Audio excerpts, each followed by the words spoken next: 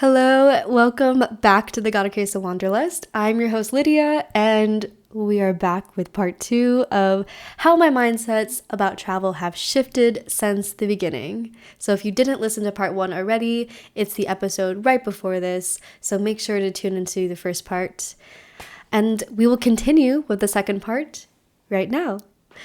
So, number 6, how my sixth mindset change since the beginning, since I first started solo traveling when I was 19. I'm now 22. Number 6, living like a local is unrealistic. So let's talk about it. What does living like a local even mean? Like, is there really just one definition of who a local is or what they do? I mean, think about your day-to-day life at home. Would any of it be alluring to you if you were a tourist? Probably not.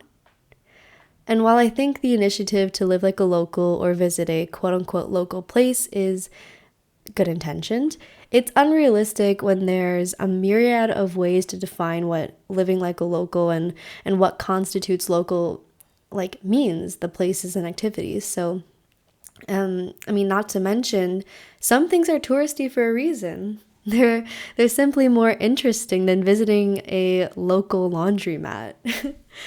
And the photo I have on my travel blog about this article, this is the audio form of the article, by the way, is a picture of me in Chefchaouen, which is Morocco's famous blue city. I'm sure you've seen it on Instagram and social media, whatever. It's touristy, but it's touristy for a good reason. It's absolutely beautiful.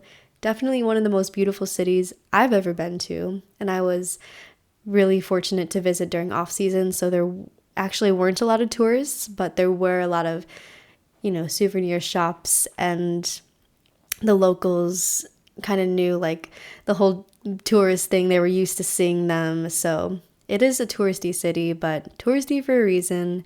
And, if you're doing quote unquote local things, then maybe Chefchaouen wouldn't be on your list if you're visiting the local Moroccan cities or towns.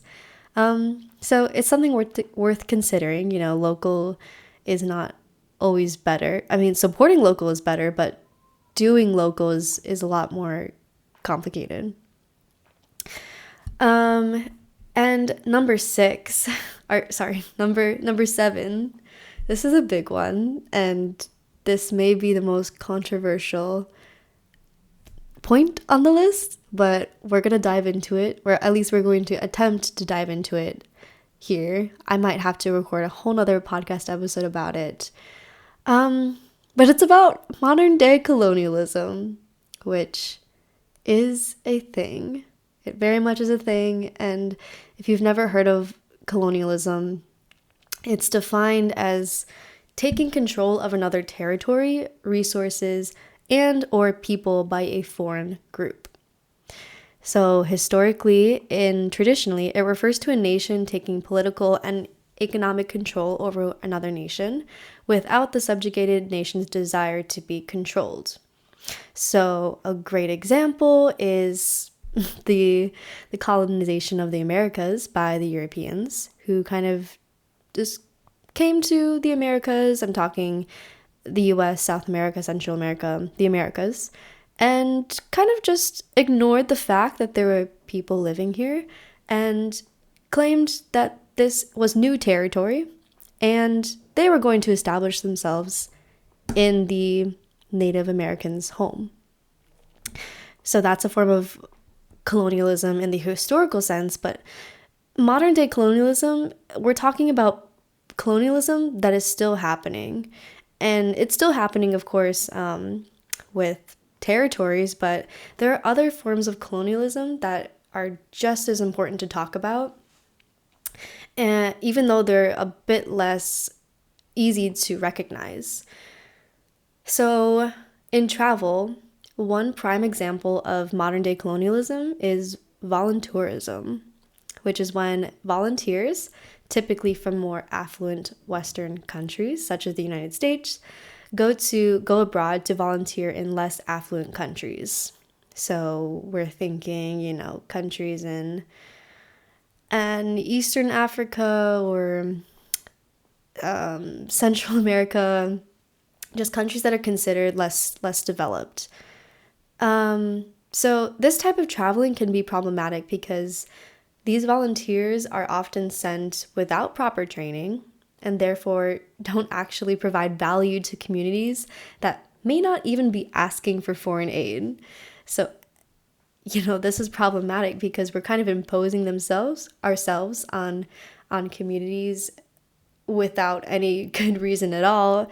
And these organizations that are sponsoring these volunteer trips are the ones profiting and not really giving back in the way that they're advertising.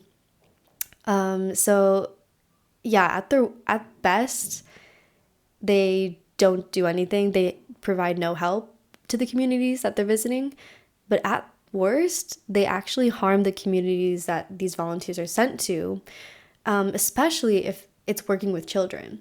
So this is because many volunteerism organizations offer programs that require as little as 1 to 2 weeks of a volunteer's time, which for one is hardly enough time to make a lasting impact, and two, children need stability.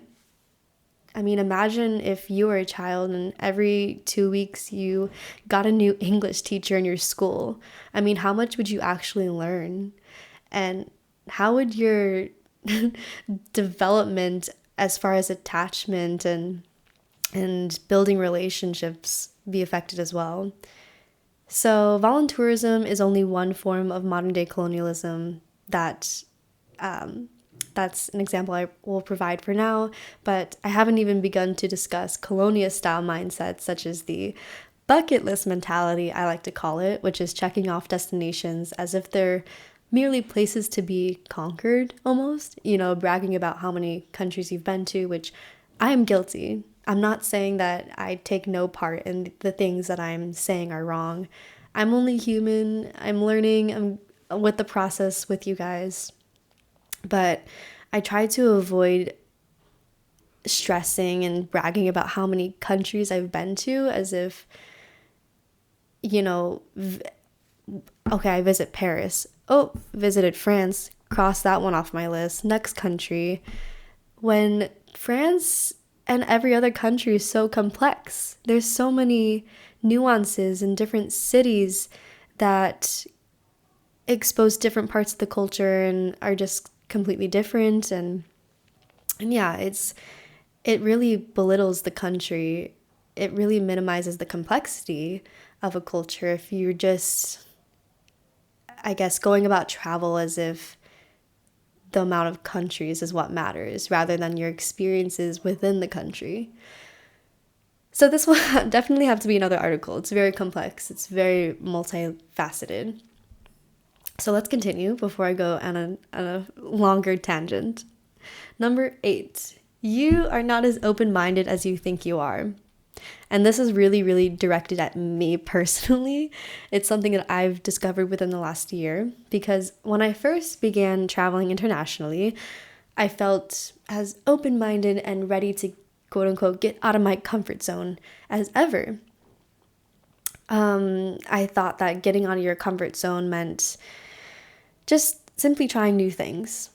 And I thought since I was traveling alone to these foreign cities and talking to strangers in the hostel, I thought that was me being a traveler, and this goes to my point previously about how we think about travelers versus tourists. I thought I was really being the traveler.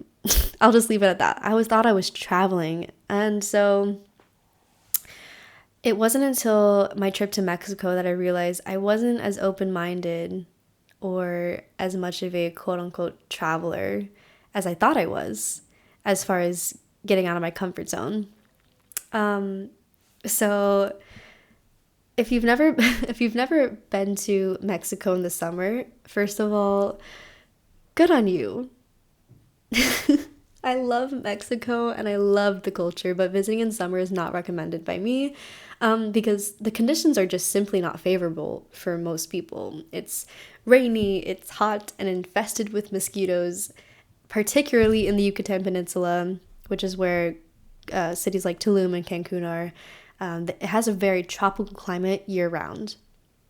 And as a girl coming from Chicago, where I'm not exactly prepared for humidity and mosquitoes that are on cocaine, I'm built for cold weather and I could deal with cold weather, but turns out I cannot deal with humidity and so yeah, maybe I sound over dramatic, but so this is my point. If I was more open-minded and prepared to step out of my comfort zone, quote unquote, perhaps I would have suffered less.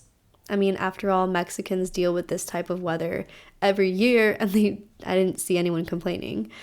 So my realization that air conditioning is kind of a necessity made me understand that open-mindedness and comfort zones are very subjective terms.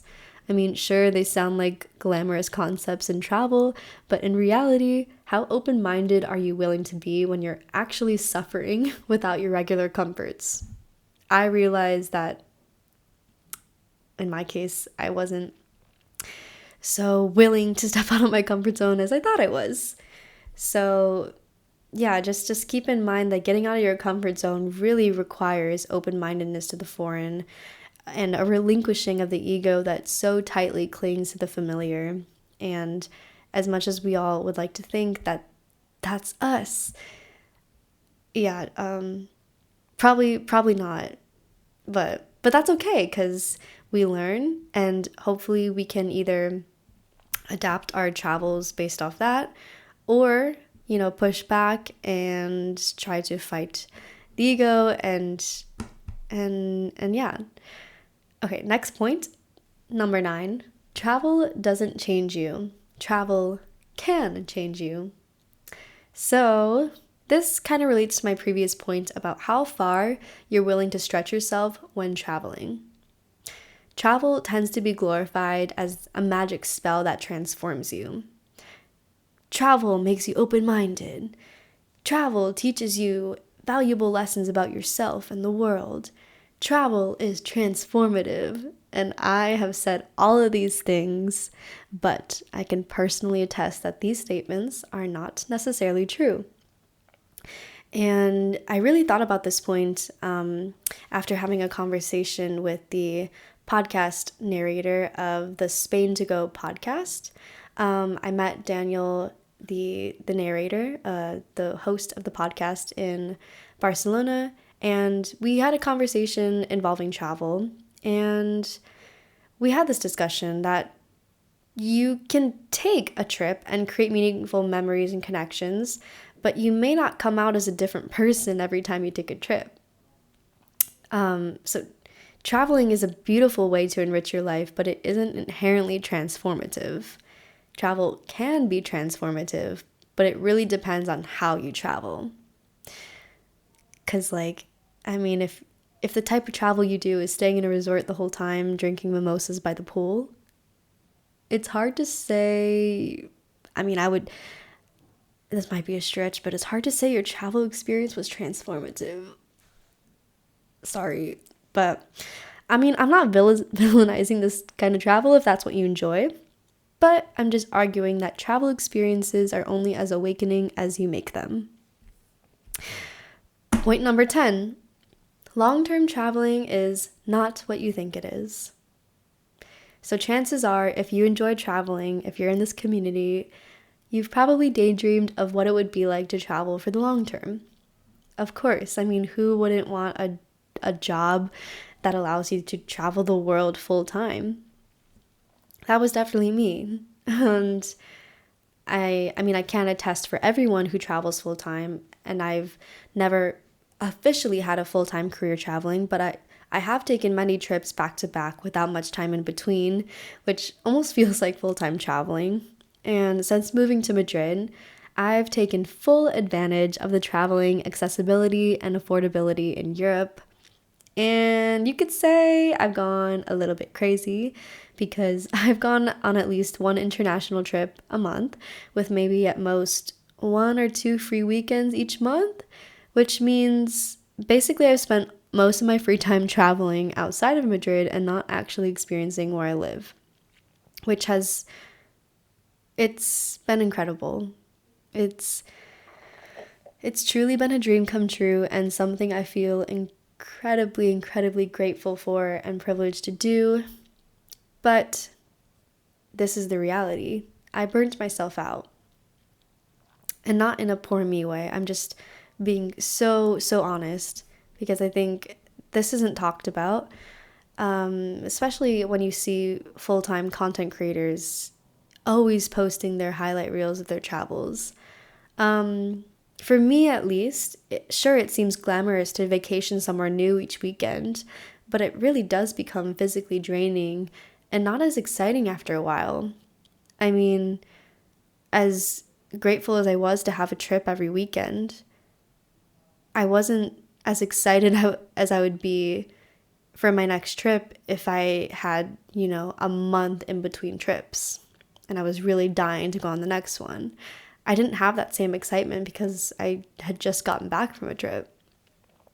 So all this to say that I've always thought a full-time career traveling was a dream and my dream, but now I really recognize and appreciate having a home base, having a routine, having non-stimulating days. And so I think finding that balance, like everything else I've talked about, is subjective and worth discovering for yourself. But for me, I've really found that it wouldn't be fulfilling to never travel, but it also isn't fulfilling to always be traveling. I think it's really important to create a life that feels good being stagnant as much as it is on the go and moving and having adventures. So I think it's the most sustainable for my well-being and maybe yours too. So just remember that next time you look at an influencer's social media feed, it's not all that it may seem. So my concluding thought is to travel to enrich your life, not to escape it. And that's all I have for you guys with this article. Again, it is on my travel blog, gotacaseofwanderlust.com. It will be linked in the show notes if you would like to read it. I've included some pictures, some visuals to go along with this. But I hope you enjoyed listening. And this is actually the first episode, or the second now, that I've just kind of gone on without any cuts, or I'm not going to edit this. So hopefully it all flows nicely and you take away something from this. And if you would like to contribute to the discussion points that I've made, I would really love to hear your thoughts. I love feedback and I love hearing your opinions on what I say, because again, everything I'm saying could also shift in the future. We are evolving. I'm still on my journey, learning to be a better human and a traveler. So maybe I've said some things that I'll find controversial later on, or that you do now. But these are my thoughts now. And yeah, it feels good to look back and call myself out on past erroneous beliefs that I've had about traveling, and really recognize how I've grown in my mindset since then. So wishing you a lovely day, and I'll hopefully see you in the next episode. Bye.